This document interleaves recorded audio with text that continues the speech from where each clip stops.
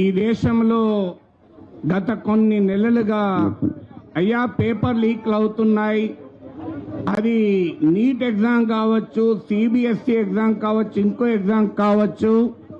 అయ్యా మీరు ఒక మారల్ రెస్పాన్సిబిలిటీగా రాజీనామా చేయండి అంటే ధర్మేంద్ర ప్రధాన్ ఎక్కడున్నాడో కూడా గుర్తులేయడం లేదు. మీకు ఎక్కడో ఒకసారి రైల్వే యాక్సిడెంట్ అయితే రైల్వే మంత్రి లాల్ బహదూర్ శాస్త్రి రిజైన్ చేశాడు. లాల్ బహదూర్ శాస్త్రి నుంచి ధర్మేంద్ర ప్రధాన్ వరకు వచ్చాం మన రాజకీయం. ఉల్లిగడ్డల ధరలు పెరిగాయి అని ఆర్థిక మంత్రిని అడిగితే నేను ఉల్లిగడ్డ తినను, నాకు అలవాటు లేదు అని చెప్పాను. పెట్రోల్, డీజిల్, గ్యాస్ ధరలు పెరిగాయి అంటే ఏడాది దాకా బంగారం కొనడం మానేయండి అని చెప్తున్నారు.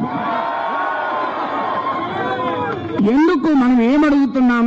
అయ్యా ధర్మేంద్ర ప్రధాన్ రాజీనామా చేస్తే సోనం వాంగ్చుక్ ఏం కాడు ఎడ్యుకేషన్ మినిస్టర్. ధర్మేంద్ర ప్రధాన్ రాజీనామా చేస్తే నాగేశ్వరేం కాడు ఎడ్యుకేషన్ మినిస్టర్.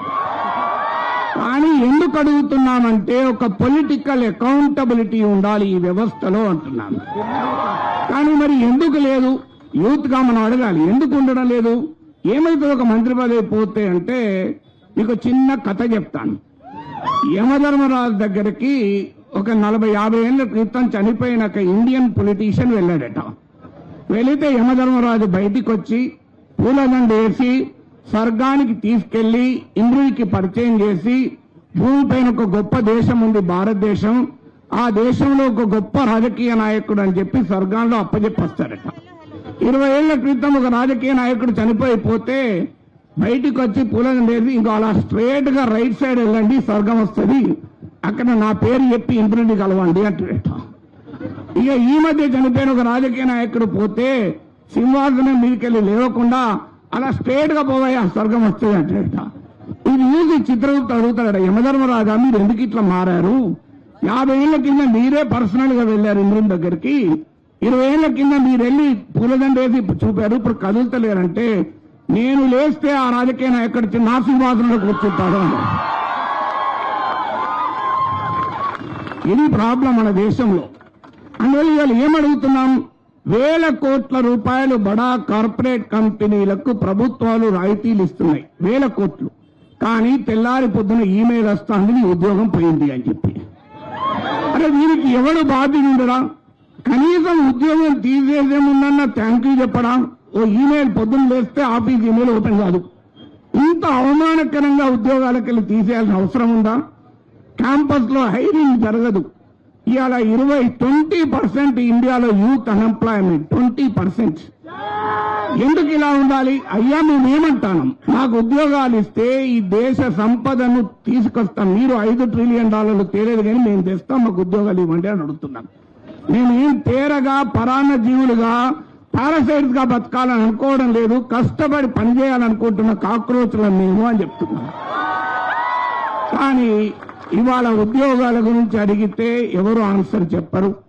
అయ్యా నిర్భయ నుంచి దిశ వరకు అత్యాచారాలు జరుగుతున్నాయి, దీని సంగతి ఏంటి అంటే వాళ్ళ ఆడవాళ్ళు అంత రాత్రి ఎందుకు వెళ్లారు, ఆ డ్రెస్ ఎందుకు వేసుకుని వెళ్లారు అని ఆన్సర్లు వస్తాయి.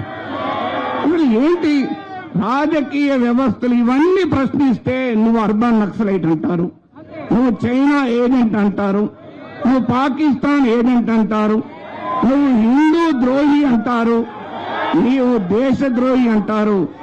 కానీ ఇలా అనేవారికి మేము చెప్పదలుచుకున్నాం, మేం భరతమాత ముద్దు బిడ్డలం, భగత్ సింగ్ తమ్ములము అని చెప్పదలుచుకున్నాం.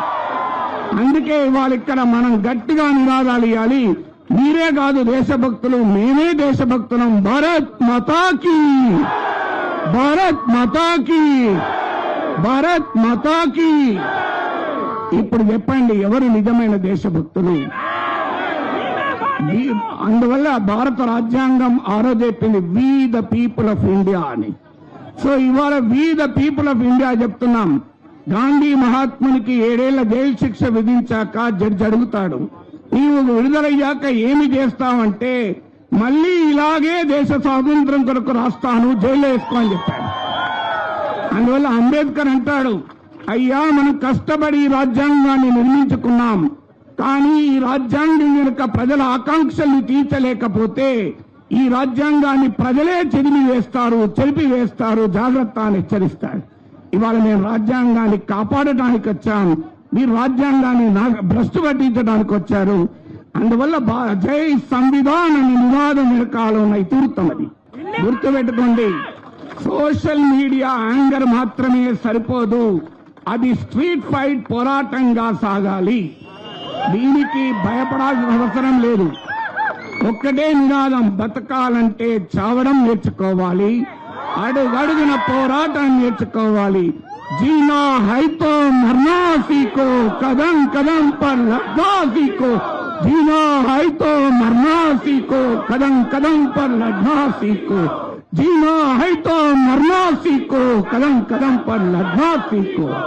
ఫ్రెండ్స్, చివరగా చిలీ అనే ఒక లాటిన్ అమెరికా దేశంలో 4-5 ఏళ్ల క్రితం 15 to 19 ఇయర్స్ పిల్లలు, 15 ఏళ్ల నుంచి 18 ఏళ్ల పిల్లలు 30 పైస్ మెట్రో ఛార్జెస్ పెంచితే వారు ప్రారంభించిన పోరాటం అక్కడ ప్రభుత్వాలనే గద్దదించేదాకా జరిగింది.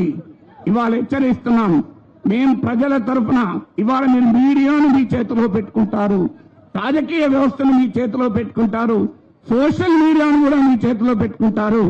కానీ జనాగ్రహం కట్టలు తెంచుకుంటే దేశంలో మరో కాక్రోచ్ ఉద్యమం అవుతుందని నిరూపించాం.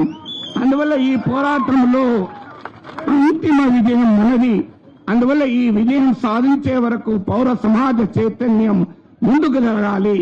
ఈ వ్యవస్థ వరకు ఈ పోరాటం కొనసాగాలని చెప్తూ మరొక్కసారి మీ అందరికీ అభినందనలు తెలియజేస్తూ ఒక్కసారి భరతమాత బిడ్డలం, సింగు తమ్ములం, భరతమాత బిడ్డలం, భరతమాత బిడ్డలం, భరతమాత బిడ్డలం. जीना है तो कदम कदम पर, ओ जीना है तो ओ कदम कदम पर. जय संविधान. Thank you.